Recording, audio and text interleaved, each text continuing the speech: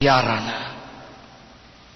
എന്റെ പ്രിയപ്പെട്ടവരെ, നമ്മൾ മനസ്സിലാക്കേണ്ട ഒരു കാര്യം അത്, നമ്മുടെ പ്രിയപ്പെട്ടവരെക്കാളും നമ്മുടെ കുടുംബത്തിലുള്ളവരെക്കാളും നമ്മുടെ ഏറ്റവും അടുപ്പമുള്ളവരെന്ന് നാം കരുതുന്ന ആരെക്കാളും നമ്മെ സ്നേഹിക്കുന്ന ഒരു ദൈവമുണ്ട്.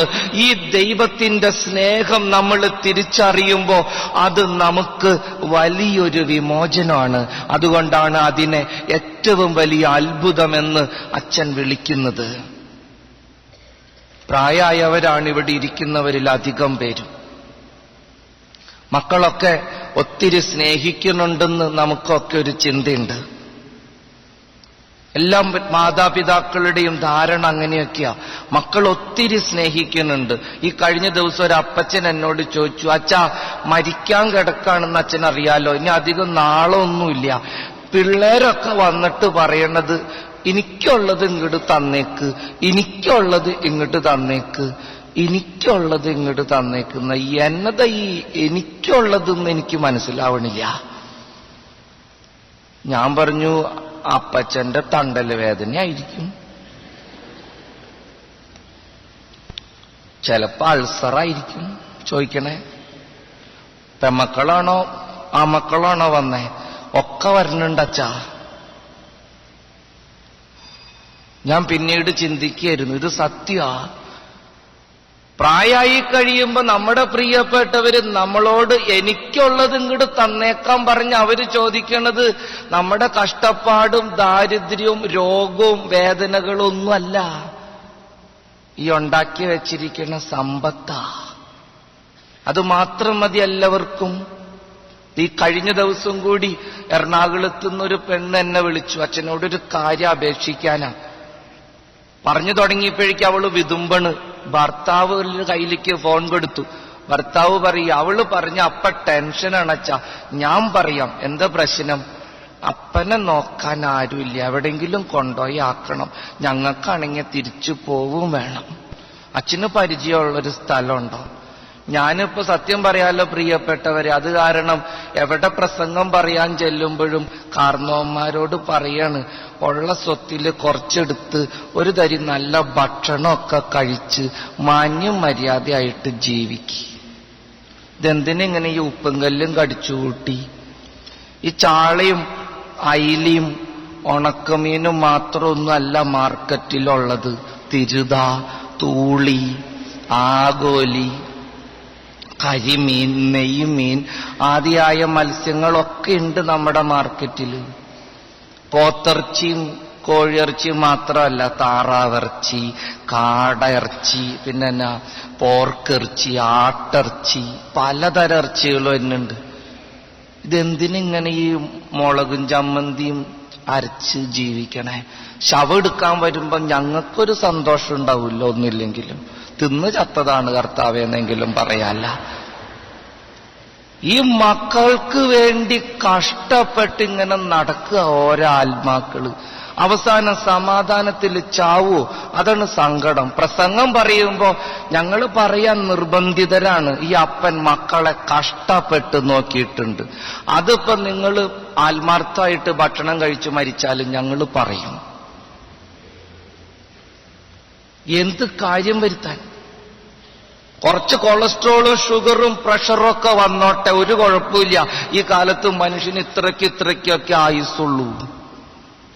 മര്യാദയ്ക്ക് ഒരു തരി നല്ല കൂട്ടാനൊക്കെ കൂട്ടി ചോറുണ്ട്, വല്ലപ്പോഴൊക്കെ ഒരു സിനിമയ്ക്കൊക്കെ പോയി, വല്ലപ്പോഴും അടുത്തുള്ള സ്ഥലങ്ങളിലൊക്കെ ഒന്ന് തീർത്ഥാടനം നടത്തി, ഒരു ടാക്സിയൊക്കെ വിളിച്ചൊന്ന് വേളാങ്കണ്ണിക്ക് പോയിട്ട് വാങ്ങുന്ന. എന്തിനാ ഇങ്ങനെ ഈ ട്രെയിനിലും ലൈൻ ബസ്സിലും മാത്രമായിട്ട് അടങ്ങണേ?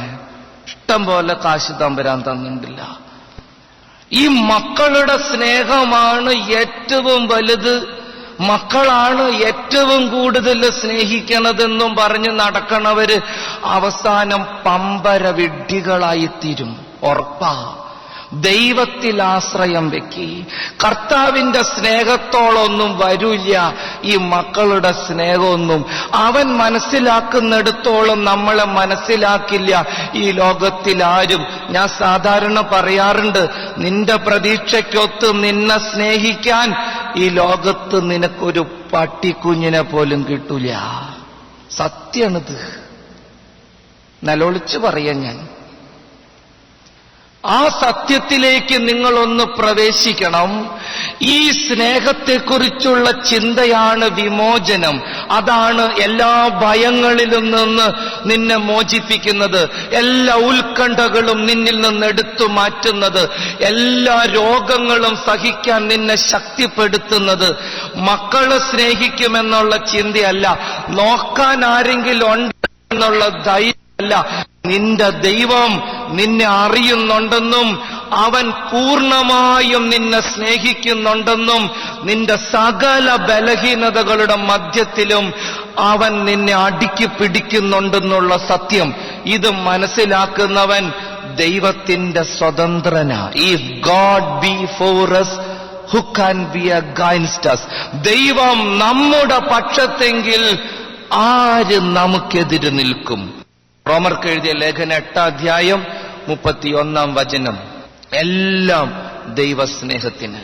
കർത്താവിന്റെ സ്നേഹത്തിൽ നിന്ന് ആരെന്നെ വേർപെടുത്തും? നമുക്കറിയാലോ, പൗലോസിന് കൂടപ്പിറപ്പുകളിൽ നിന്ന് ഒത്തിരി തിക്തമായ അനുഭവങ്ങൾ ഉണ്ടായി.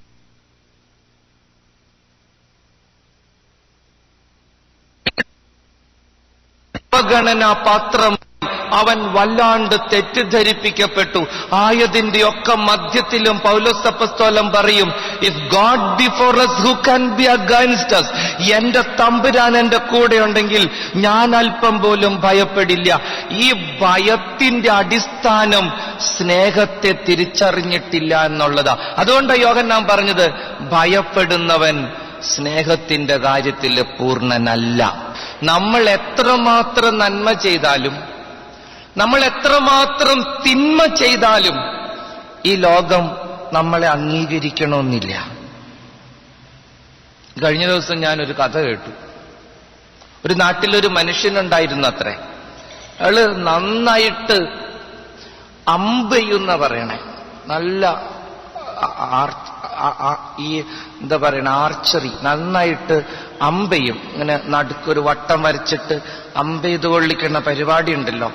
അയാളുടെ ധാരണ അയാളാണ് ലോകത്തിലെ ഏറ്റവും നന്നായിട്ട് അമ്പെയ്യണ ആളെന്നാണ്. ഈ മനുഷ്യൻ ഒരു ദിവസം അയാളുടെ പട്ടണത്തിന്റെ പരിസരത്തുള്ള ഗ്രാമങ്ങളൊക്കെ ഒന്ന് സഞ്ചരിക്കാൻ വേണ്ടി ഇറങ്ങിയത്രേ അയാളുടെ കുതിരപ്പുറത്ത്. അയാളിങ്ങനെ ഒരു കുഗ്രാമത്തിലൂടെ നടന്നു പോകുമ്പോ ആ ഗ്രാമത്തിന്റെ വഴിയറമ്പിലുള്ള എല്ലാ മരത്തുമ്മയും ഓരോ അമ്പ് എഴുതി വച്ചേക്കുക.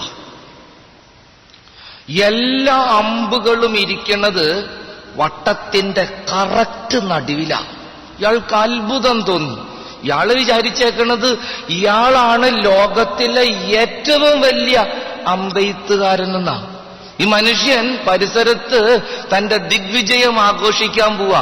അപ്പോഴാണ് ഒരു കുഗ്രാമത്തില് അയാളെക്കാളും മിടുക്കനായിട്ടുള്ള ഒരുത്തനെ അയാള് കണ്ടത്.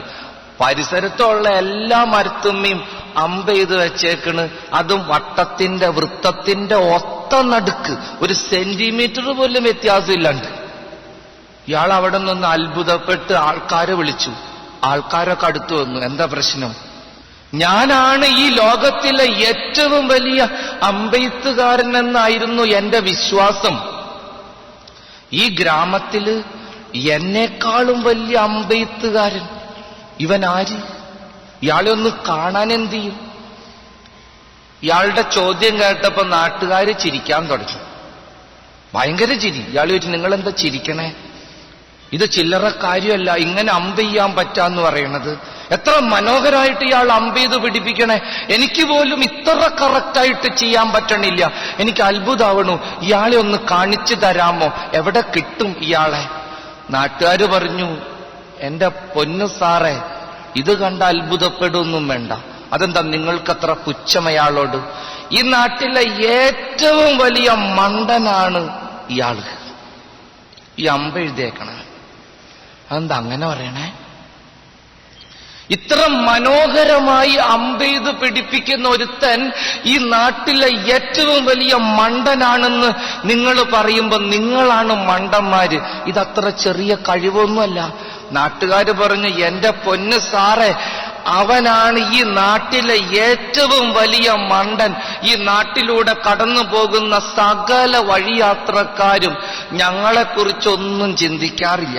ഞങ്ങളിവിടെ എന്തോരം നന്മ ചെയ്ത് ജീവിക്കണ മനുഷ്യരുണ്ട്, എന്തോരം മാന്യമായിട്ട് ജീവിക്കണ മനുഷ്യരുണ്ട്. ഞങ്ങളെക്കുറിച്ചൊന്നും ആരും ഒരക്ഷരം പോലും ചോദിക്കാറില്ല.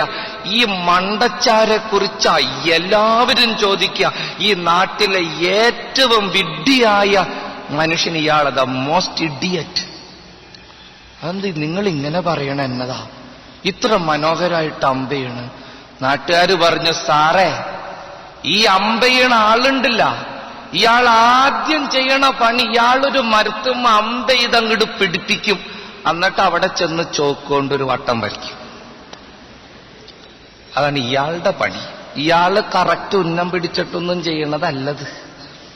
ഇയാൾ ആദ്യം തന്നെ അമ്പെയ്ത് മരത്തുമ്മ അങ്ങോട്ട് കയറ്റും, എന്നിട്ട് അത് സെന്റർ കണ്ട് അതിന്റെ ചുറ്റൊരു വട്ടം വരയ്ക്കും, എന്നിട്ട് കൈകൊട്ടിച്ചിരിക്കും.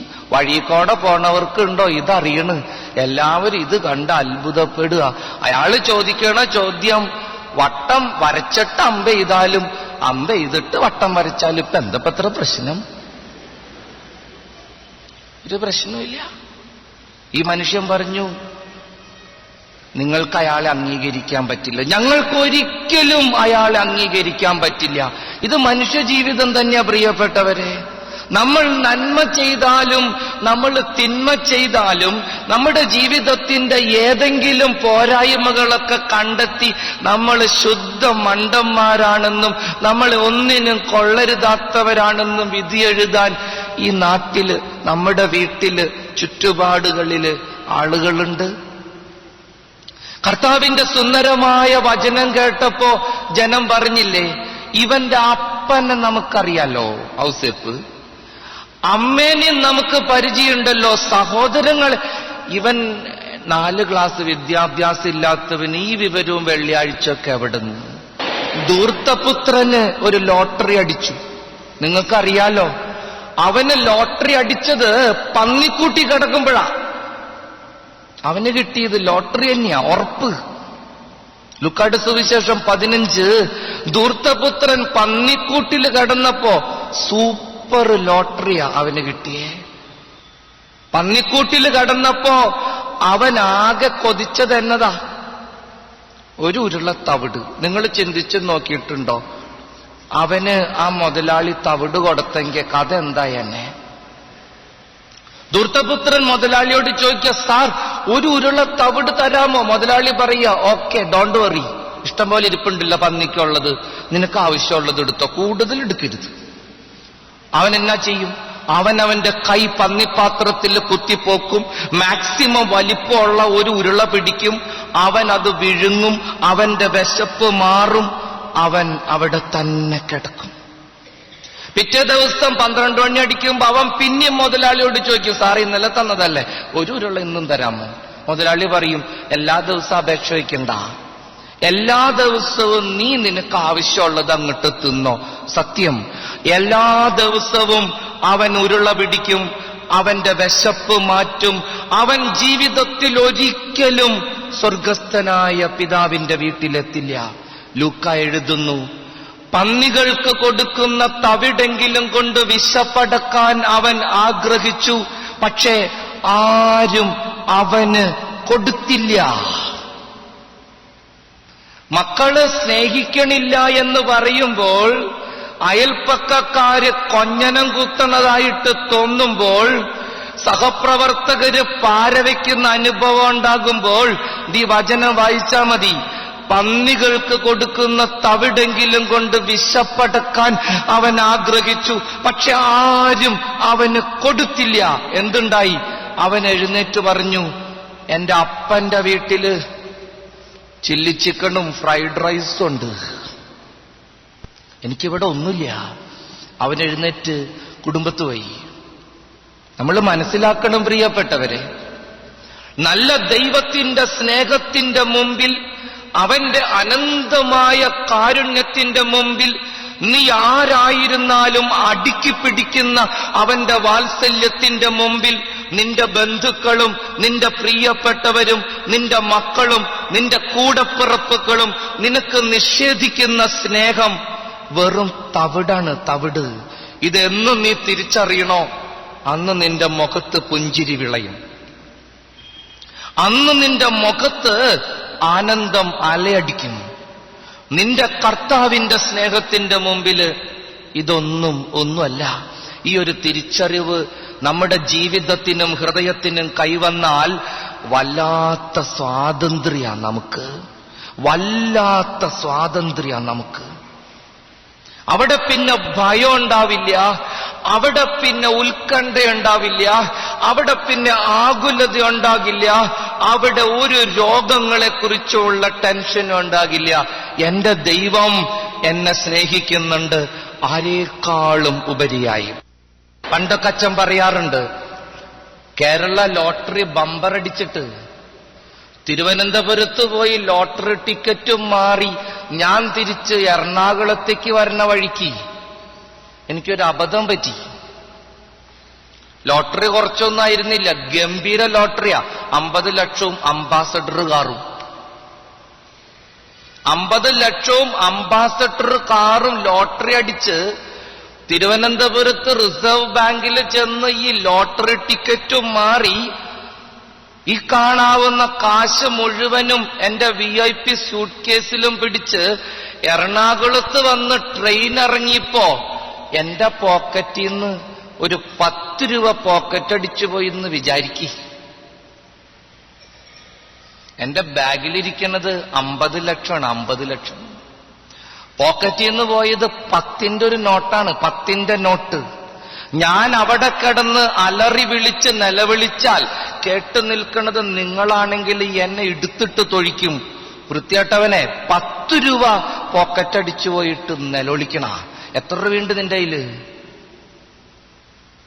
ഈ മക്കള് സ്നേഹിക്കണില്ല, അയലൊക്കക്കാർ അംഗീകരിക്കണില്ല, സഹപ്രവർത്തകര് പാരവയ്ക്കണു എന്നൊക്കെ പറഞ്ഞ് മോങ്ങിക്കൊണ്ട് നടക്കണവര് സൂക്ഷിക്കണം.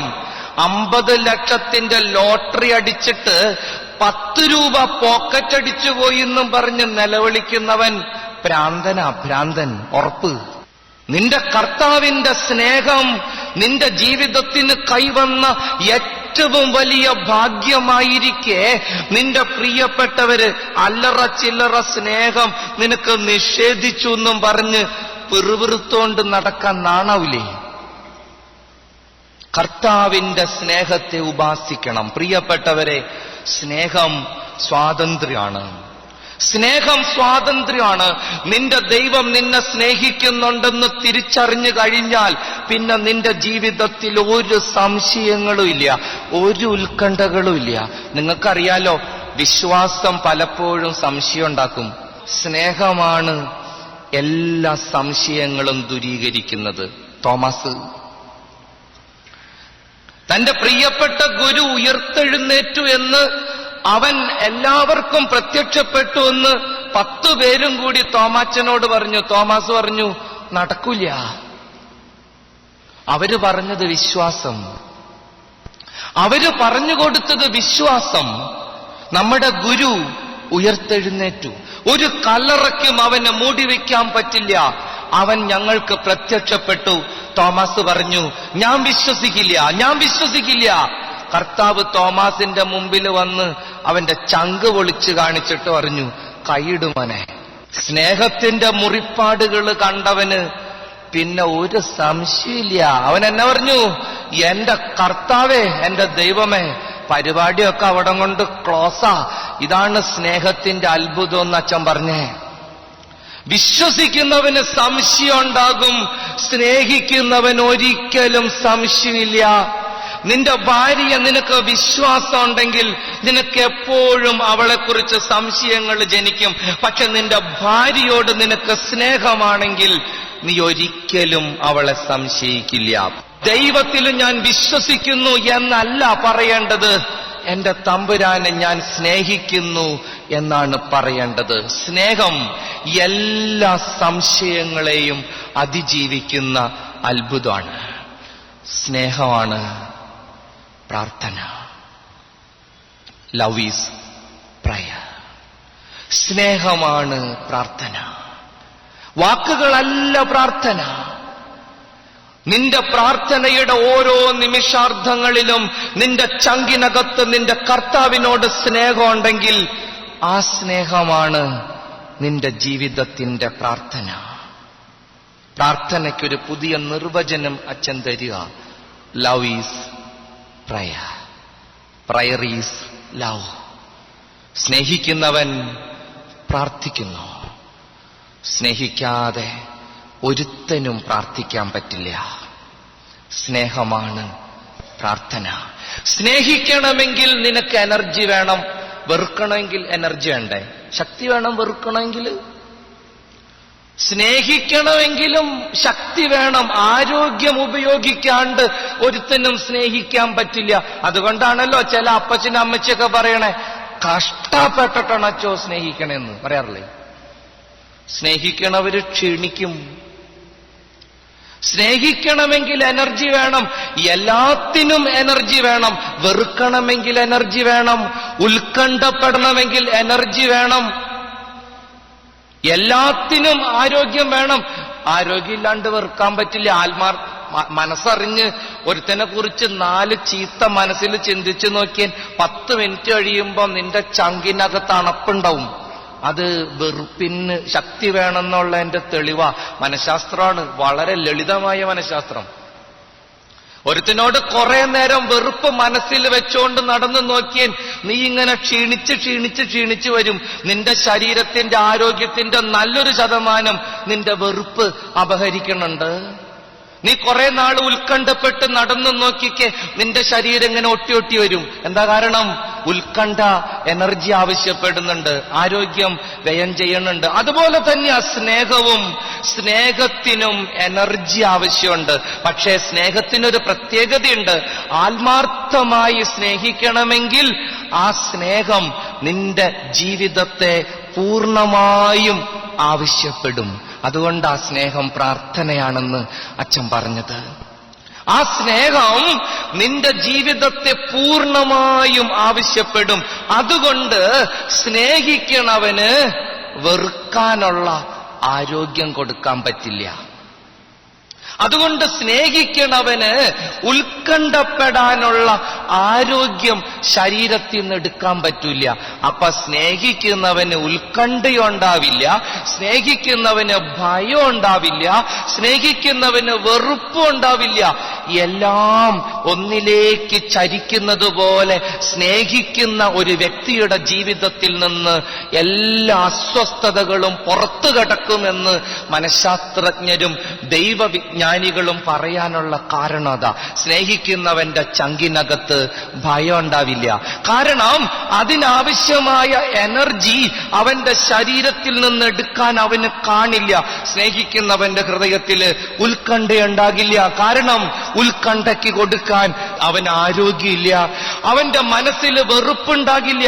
കാരണം വെറുപ്പിന് കൊടുക്കാൻ അവന്റെ ഹൃദയത്തിലും ശരീരത്തിലും ആരോഗ്യം ഉണ്ടാകില്ല. Love deserves energy. Love deserves total dedication. നിന്റെ ജീവിതത്തിന്റെ സമ്പൂർണമായ സമർപ്പണം സ്നേഹം ആവശ്യപ്പെടുന്നുണ്ട്. അപ്പൊ ദൈവത്തെ സ്നേഹിക്കുക, ദൈവത്തിന്റെ സ്നേഹത്തെ അനുഭവിക്കുക. സ്നേഹം ലോകത്തിലെ ഏറ്റവും വലിയ അത്ഭുതമാണ്. നിന്റെ ജീവിതത്തിന്റെ ഏത് പ്രശ്നത്തിലും നിന്ന് രക്ഷപ്പെടണമെന്ന് നിനക്ക് ആഗ്രഹമുണ്ടോ? ഒരൊറ്റ മരുന്ന് മതി, സ്നേഹം. നിന്റെ ദൈവത്തെ സ്നേഹിക്കുക, നിന്റെ പ്രിയപ്പെട്ടവരെ സ്നേഹിക്കുക. നിന്റെ ജീവിതത്തിൽ അത്ഭുതങ്ങൾ സംഭവിക്കും. കാരണം സ്നേഹം അത്ഭുതമാണ്. ലോകത്തിലെ ഏറ്റവും വലിയ അത്ഭുതമാണ് സ്നേഹം. സ്നേഹമാണ് പ്രാർത്ഥന, സ്നേഹമാണ് എല്ലാം. പൗലോസ്ലീഹായുടെ വാക്കുകൾ ഓർക്കാം. സ്നേഹം എല്ലാം ഏറ്റെടുക്കുന്ന സ്നേഹമാണ്, എല്ലാം ക്ഷമിക്കുന്ന സ്നേഹമാണ്, എല്ലാത്തിനെയും അതിജീവിക്കുന്ന സ്നേഹമാണ്. സ്നേഹം ഒരിക്കലും അവസാനിക്കണില്ല. എന്തൊക്കെ ജീവിതത്തിലുണ്ടെങ്കിലും സ്നേഹമില്ലെങ്കിൽ ഞാൻ ഒന്നുമല്ലെന്ന് അദ്ദേഹം ആവർത്തിക്കുന്നു. വിശുദ്ധ സ്ലീഹായുടെ വാക്കുകൾ ഹൃദയത്തിൽ ഓർത്തെടുത്ത് സ്നേഹത്തിന്റെ കാര്യത്തിൽ പൂർണ്ണരാകാം. എന്റെ ദൈവം എന്നെ സ്നേഹിക്കുന്നുണ്ടെന്നുള്ള തിരിച്ചറിവ് എന്നെ എല്ലാ ഭയങ്ങളിലും നിന്ന്, എല്ലാ ആകുലതകളിലും നിന്ന്, എല്ലാ തകർച്ചകളിലും നിന്ന് വീണ്ടെടുക്കും. കാരണം സ്നേഹം വിമോചനമാണ്. ദൈവം സ്നേഹമാണ്. കർത്താവിന്റെ മുമ്പിൽ ഈ ബോധ്യം തരണേ എന്ന് പ്രാർത്ഥിക്കാം. ഇത് വലിയൊരു ബോധ്യം. ഇത് ചില്ലറ കാര്യമല്ല അച്ഛൻ പറഞ്ഞത്. ഇത് വളരെ വലിയൊരു കാര്യമാണ്. നിന്റെ ജീവിതത്തെ അടിമുടി മാറ്റിമറിക്കാൻ കൽപ്പുള്ള സന്ദേശമാണ്. സ്നേഹം ഏറ്റവും വലിയ അത്ഭുതം. സ്നേഹം ഏറ്റവും വലിയ സ്വാതന്ത്ര്യം. ഈ സ്നേഹത്തെ നീ അനുഭവിച്ചാൽ നിന്റെ ജീവിതത്തിൽ ഒരു ഭയമില്ല, ഒരു വെറുപ്പുമില്ല, ഒരാകുലതയില്ല, ഒരസ്വസ്ഥതയില്ല, ഒരു രോഗവും നിന്നെ തകർക്കില്ല. നീ ദൈവത്തിന്റെ സ്നേഹത്തെ അറിയുക. എല്ലാറ്റിനും ഉപരിയായി നിന്നെ അടുക്കി പിടിക്കുന്ന കർത്താവിനെ മനസ്സിലാക്കുക. നമുക്കൊരു നിമിഷം കരങ്ങൾ കൂപ്പി കണ്ണുകൾ അടച്ച് പ്രാർത്ഥിക്കാം. കുരുവി പൂവിനോട് പറഞ്ഞു, എനിക്ക് നിന്നെ ഇഷ്ടാണെന്ന്. വെളുത്ത പൂവ് പറഞ്ഞു, ഞാൻ ചുമന്നാലേ എനിക്ക് നിന്നെ സ്നേഹിക്കാൻ പറ്റുമെന്ന്. വെളുത്ത പൂവിനെ ചുമപ്പിക്കാനുള്ള വഴി കിളി ആത്മാർത്ഥമായിട്ട് ആലോചിച്ചു. ഒടുവിൽ അത് ആ ക്രൂരമായ കൃത്യം ചെയ്തു. ചുണ്ടുകൊണ്ട് അതിന്റെ ചങ്ക് കുത്തി തുറന്ന് അതിന്റെ ചങ്കിലെ ചോരയെല്ലാം ആ വെളുത്ത പൂവിലേക്ക് ഒഴുക്കി. ചോര വീണ് വെളുത്ത പൂവ് ചുവന്നു. പൂവ് പറഞ്ഞു, ഇനി ഞാൻ നിന്നെ ആത്മാർത്ഥമായിട്ട് സ്നേഹിക്കാം. പക്ഷെ അപ്പോഴേക്കും കിളി മരിച്ചു കഴിഞ്ഞിരുന്നു. കർത്താവിന്റെ കുരിശ്. ഞാൻ പാപിയായിരുന്നപ്പോ അവൻ എന്നോട് പറഞ്ഞു, എനിക്ക് നിന്നെ ഇഷ്ടാന്ന്. ഞാൻ അവനോട് പറഞ്ഞു, വിശുദ്ധനാകാതെ ഞാൻ എങ്ങനെ നിന്നെ സ്നേഹിക്കുമെന്ന്. വിശുദ്ധ കുരിശിൽ മലർന്നു കിടന്ന് അവന്റെ അവസാനത്തുള്ളി ചോര പോലും എന്റെ ജീവിതത്തിലേക്കും ആത്മാവിലേക്കും ഒഴുക്കി തന്ന് അവൻ എന്നെ വിശുദ്ധീകരിച്ചു. ഞാൻ അവനെ സ്നേഹിക്കാൻ തുടങ്ങിയപ്പോഴേക്കും അവൻ സ്നേഹത്തിന്റെ ഓർമ്മയായി തീർന്നിരുന്നു. എന്റെ കർത്താവേ, നീ എന്നെ എത്രമാത്രം സ്നേഹിക്കുന്നു. നിനക്കെന്നോടുള്ള സ്നേഹം എന്റെ ജീവിതത്തിന് വിമോചനമാണ്. എന്റെ എല്ലാ ഭയങ്ങളും, എല്ലാ ഉത്കണ്ഠകളും, എല്ലാ അസ്വസ്ഥതകളും ഏറ്റെടുക്കാൻ നിന്റെ സ്നേഹത്തിനാകും. എന്റെ പ്രിയപ്പെട്ടവരെക്കുറിച്ചുള്ള എന്റെ അസ്വസ്ഥതകൾ, എന്റെ കുടുംബത്തെക്കുറിച്ചുള്ള എന്റെ ഉത്കണ്ഠകൾ, ഒത്തിരി സ്നേഹിച്ചിട്ടും ആരും എന്നെ മനസ്സിലാക്കുന്നില്ലല്ലോ എന്ന ദുഃഖം, നിന്റെ സ്നേഹം ഞാൻ തിരിച്ചറിഞ്ഞു കഴിയുമ്പോൾ എല്ലാം എവിടെയോ പോയി ഒളിക്കുന്ന അനുഭവം എനിക്കുണ്ടാകുന്നു. നിന്റെ സ്നേഹം മാത്രം മതി കർത്താവേ. നിന്റെ അത്രയും എന്നെ മനസ്സിലാക്കാൻ, നിന്റെ അത്രയും എന്നെ സ്നേഹിക്കാൻ എനിക്കാരുമില്ല. ദൈവമേ, നിന്റെ സ്നേഹം സ്വാതന്ത്ര്യമാണ്. നിന്റെ സ്നേഹം വിമോചനമാണ്. നിന്റെ സ്നേഹം എന്റെ ജീവിതത്തിലെ ഏറ്റവും വലിയ അത്ഭുതമാണ്. അനുഭവിക്കുവാൻ നീ എന്നെ സഹായിക്കണേ. സാരമില്ല, കണ്ണുനീർ സാരമില്ല,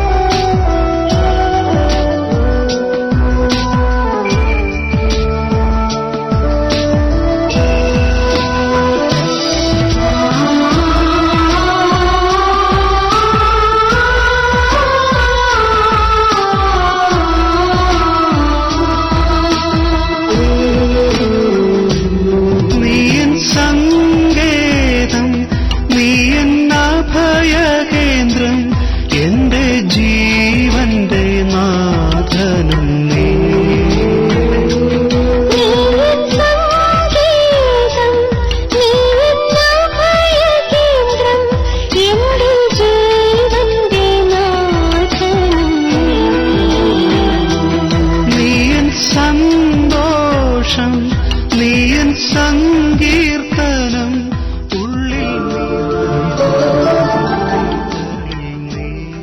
എല്ലാവരും കൂടെ കർത്താവായ ഈശോയെ, അങ്ങയുടെ സ്നേഹത്താൽ എന്നെ ഞങ്ങളെ നിറയ്ക്കണമേ. ഈശോയെ, എന്റെ മനസ്സിന്റെ നൊമ്പരങ്ങളെ, വേദനകളെ ഞാനിതാ അങ്ങയുടെ കരങ്ങളിലേക്ക് സമർപ്പിച്ച് പ്രാർത്ഥിക്കുന്നു. എന്റെ കർത്താവേ, എന്റെ ഈശോയെ, എന്റെ നൊമ്പരങ്ങളെ ഏറ്റെടുക്കണമേ, ഏറ്റെടുക്കണമേ. ഈശോയെ, ഈശോയെ, എന്റെ തകർച്ചകളെ, എന്റെ രഹസ്യ ദുഃഖങ്ങളെ ഈശോയെ അങ്ങ് ഏറ്റെടുക്കണമേ. ഈശോയെ, യേശുവേ, കടന്നു വരണമേ, കടന്നു വരണമേ. ഈശോയെ, എന്റെ ഭവനത്തിലേക്ക് വരണമേ. ഈശോയെ, എന്റെ ജീവിതത്തിലേക്ക് വരണമേ. ദൈവമേ, ഞാനങ്ങേ വിളിച്ചു പ്രാർത്ഥിക്കുന്നു. ഈശോയെ, അങ്ങയുടെ സ്നേഹത്താൽ ഞങ്ങൾ നിറയട്ടെ, നിറയട്ടെ, നിറയട്ടെ, നിറയട്ടെ, നിറയട്ടെ, നിറയട്ടെ, നിറയട്ടെ, നിറഞ്ഞ് കവിയട്ടെ. കരങ്ങൾ രണ്ടും ഉയർത്തി യേശുവിന്റെ നാമം വിളിച്ചുകൊണ്ട് എല്ലാവരും പ്രാർത്ഥിച്ചാട്ടെ. യേശുവിന്റെ നാമം വിളിച്ചു സ്തുതിക്കുക. ഹല്ലേലൂയ, ഹല്ലേലൂയ. ജീവിതത്തിന്റെ പ്രശ്നങ്ങളെ, ജീവിതത്തിന്റെ നൊമ്പരങ്ങളെ കണ്ടുകൊണ്ട് അതിന്മേൽ ചവിട്ടി നിന്നുകൊണ്ട് എല്ലാവരും യേശുവിന്റെ നാമം വിളിക്കുക.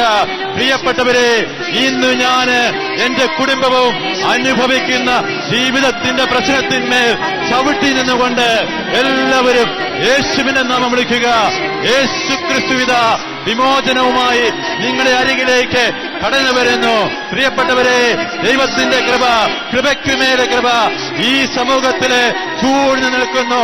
പ്രിയപ്പെട്ടവരെ, സമാഗമന കൂടാരത്തിന് മേലെ ദൈവത്തിന്റെ ചൈതന്യം വലിയ മൂടൽമഞ്ഞ് പോലെ ഇന്നതുപോലെ ദൈവത്തിന്റെ സ്നേഹമിത ഈ സമൂഹത്തിന് മേലെ അടയിരിക്കുന്നു. അത് കണ്ടുകൊണ്ട് ഓരോരുത്തരും പ്രാർത്ഥിച്ചാട്ടെ. ഈശോയെ നന്ദി. Hallelujah, hallelujah, hallelujah.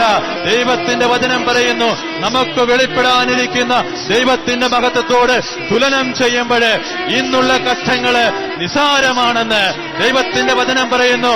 എനിക്ക് വെളിപ്പെടാനിരിക്കുന്ന ദൈവത്തിന്റെ മഹത്വത്തോട് തുലനം ചെയ്യുമ്പോൾ ഞാനും എന്റെ കുടുംബവും ഇന്നനുഭവിക്കുന്ന കഷ്ടങ്ങള് നിസാരമാണെന്ന് ദൈവത്തിന്റെ വചനമിതാ വാഗ്ദാനം ചെയ്യുന്നു. പ്രിയപ്പെട്ടവരെ, വാഗ്ദാനങ്ങളില് വിശ്വസ്തനായ അവന്റെ വലതുകരത്തില് മുറുകെ പിടിച്ചുകൊണ്ട് എല്ലാവരും ഈ വാഗ്ദാനം പ്രാപിച്ചാട്ടെ.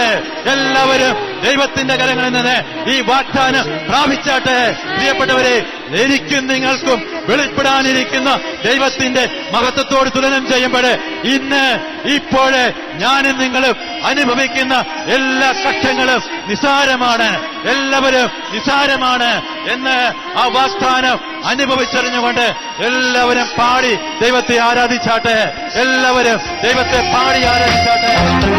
സാരമില്ല, കണ്ണുനീർ സാരമില്ല. എല്ലാവരും കൂടെ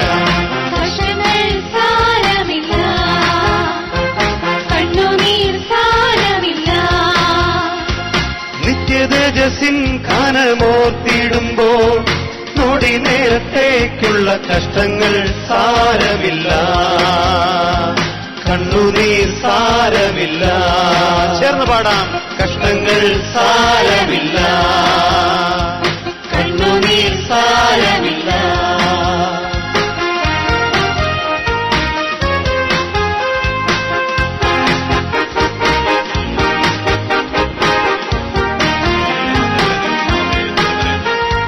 പ്രിയന്റെ വരവിൽ ധ്വനി മുഴങ്ങും കാക്കളെ പോലെ നാം പറന്നുയരും. പ്രാണന്റെ പ്രിയനാം മണവാളനിൽ പ്രാപിക്കും സ്വർഗീയ മണിയറയിൽ. പ്രിയന്റെ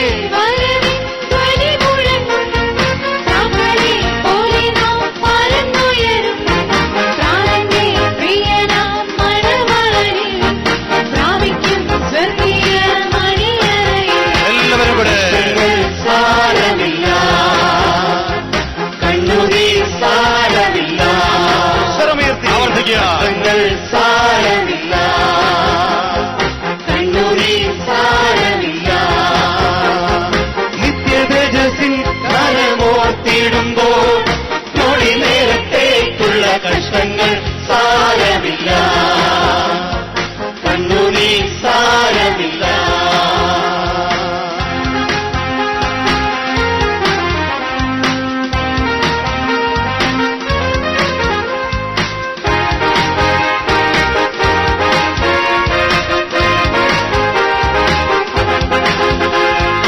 യുദ്ധവും ക്ഷാമവും ഭൂകമ്പങ്ങളും യുദ്ധത്തിൻ ശ്രുതിയും കേൾക്കുന്നില്ലയോ? ഇസ്രായേലിൻ ദൈവം എഴുന്നള്ളുന്നേ, യേശുവിൻ ജനമേ ഒരുങ്ങുക നാം. യുദ്ധവും ക്ഷാമവും ഭൂകമ്പങ്ങളും യുദ്ധത്തിൻ ശ്രുതിയും കേൾക്കുന്നില്ലയോ? ഇസ്രായേലിൻ ദൈവം എഴുന്നള്ളുന്നേ, യേശുവിൻ ജനമേ ഒരുങ്ങുക നാം. കഷ്ടങ്ങൾ സാരമില്ല, കണ്ണുനീർ സാരമില്ല. വീണ്ടും പാടാം. കഷ്ടങ്ങൾ സാരമില്ല, കണ്ണുനീർ സാരമില്ല. നിത്യതേജസ്സിൻ ഘനമോർത്തിടുമ്പോൾ നൊടി നേരത്തേക്കുള്ള കഷ്ടങ്ങൾ സാരമില്ല, കണ്ണുനീർ സാരമില്ല. എല്ലാവരും ചേർന്ന് കഷ്ടങ്ങൾ സാരമില്ല, കണ്ണുനീർ സാരമില്ല. സ്വർഗം കണ്ടുകൊണ്ട് നിത്യതേജസ്സിൻ ഘനമോർത്തിടുമ്പോൾ നൊടി നേരത്തേക്കുള്ള കഷ്ടങ്ങൾ സാരമില്ല, കണ്ണുനീർ സാരമില്ല.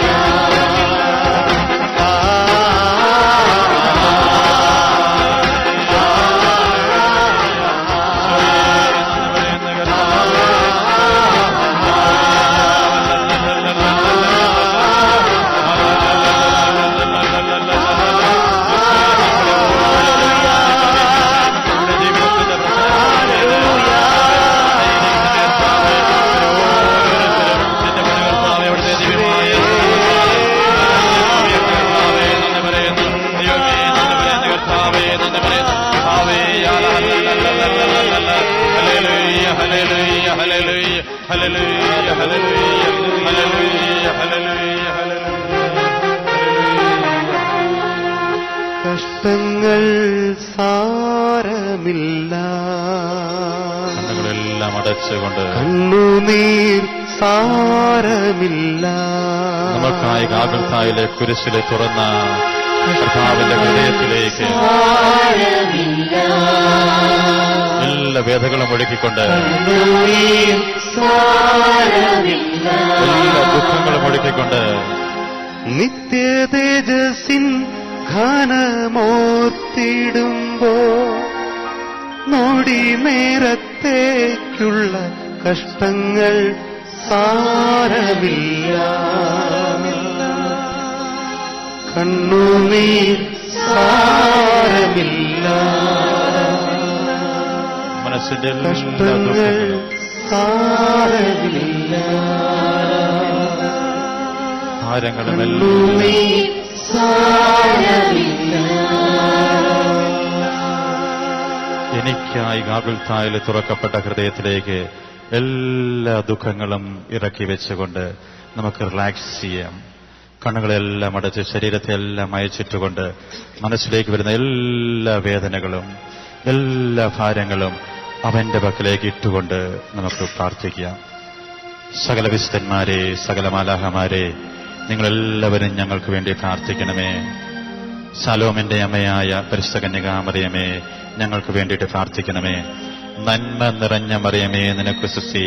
കർത്താവ് അങ്ങയുടെ കൂടെ സ്ത്രീകളിൽ അങ്ങ് അനുഗ്രഹിക്കപ്പെട്ടുള്ളതാകുന്നു. അങ്ങയുടെ ഉദരത്തിന്റെ ഫലമായി ഈശോ അനുഗ്രഹിക്കപ്പെടാവുന്നു. പാപികളായ ഞങ്ങൾക്ക് വേണ്ടി ഇപ്പോഴും നമ്മുടെ സമയത്തും തമ്പുരാനോട് അപേക്ഷിച്ചുകൊള്ളണമേ. കേരളമുണരുന്നു, ഭാരതമുണരുന്നു, ജനമേ ഉണരൂ, നവജനമാ അണിയണിയാ വരമാരി ചൊരിയുന്നിതാ, ആത്മാവു നിറയുന്നു